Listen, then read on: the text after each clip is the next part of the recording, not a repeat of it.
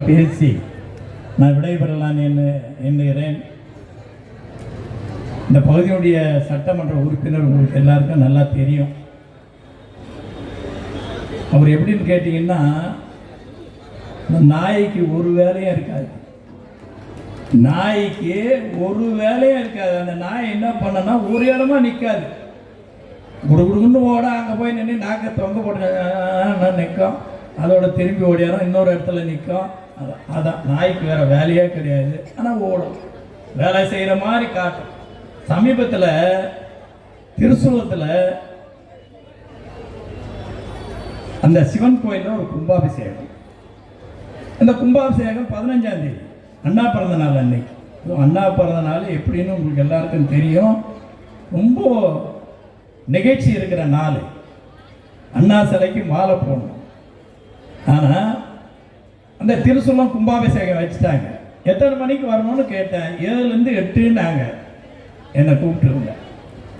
நாங்கள் 7 மணிக்கு கரெக்டாக போயிட்டோம். அவங்க அபிஷேகம் பண்ணிட்டாங்க, முடிச்சுட்டாங்க.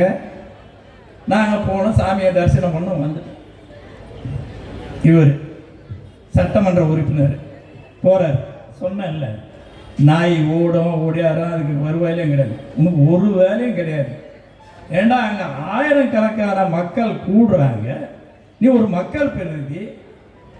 7 மணினா நீ 6:45 இருந்திருக்க வேணாமா?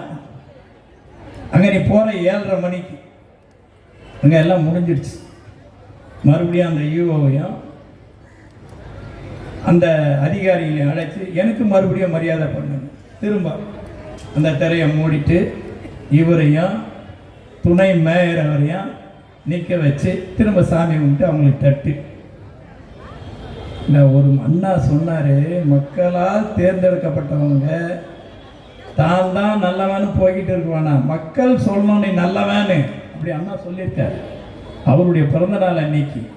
நீ போய் அதுக்கு நீ போனது காலதாமதம். அப்புறம் என்ன உனக்கு மரியாதை வேணும்? அந்த திருசூலத்துக்கு என்ன செய்த? 2011 2016 அங்கே ஒரு சமுதாய கூடம் கட்டிருக்கு. ஆர்பார் ரோடு இன்னும் கூட போய் பாருங்க.